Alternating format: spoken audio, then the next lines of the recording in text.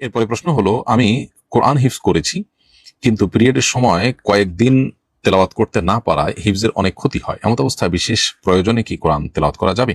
এই বিষয়টি আমরা এর আগে বারবার উত্তর দিয়েছি এবং বলেছি যে সংখ্যাগরিষ্ঠ ওলামা ইকরাম এবং ইমামদের মতে পিরিয়ড চলাকালীন সময়ে মেয়েরা কোরআন তেলাওয়াত করবেন না। যদিও এই বিষয়ে ইবনে তাইমিয়া রাহিমাহুল্লাহ সহ বর্তমান আরব ওলামা ইকরাম এবং পূর্বসূরি কোন কোন ওলামা ইকরামের মত হলো যে পিরিয়ড চলাকালীন সময় মেয়েরা কোরআন তেলাওয়াত করতে পারবেন। উভয় মতের সপক্ষে দলিল, যুক্তি, প্রমাণ, তথ্য উপাত্ত আছে।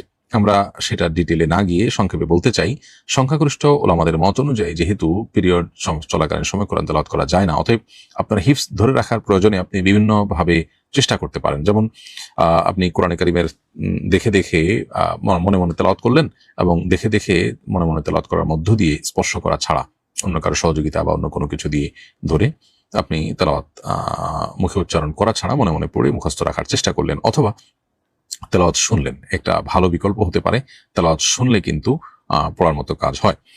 একান্ত সেটাও যদি আপনার জন্য কার্যকর না হয় তাহলে সেক্ষেত্রে ভেঙে ভেঙে পড়তে পারবেন, এটার অনুমোদন ওলামা ইকরাম দিয়েছেন।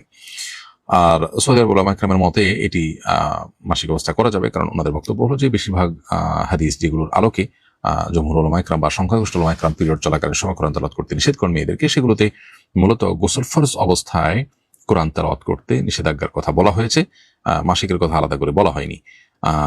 এদিকে যে সমস্ত ওলামা ইকরাম মাসিক অবস্থায় কোরআন তেলাওয়াত নিষেধ করেন তারা বলেন যে গোসল ফরজ অবস্থায় যেহেতু কোরআন তেলাওয়াত করতে নিষেধ করা হয়েছে হাদিসে, আর মাসিকরত অবস্থায় মানুষের গোসল ফরজ থাকে বিধায় এই বিধান সেখানে স্বয়ংক্রিয়ভাবেই প্রযোজ্য হয়।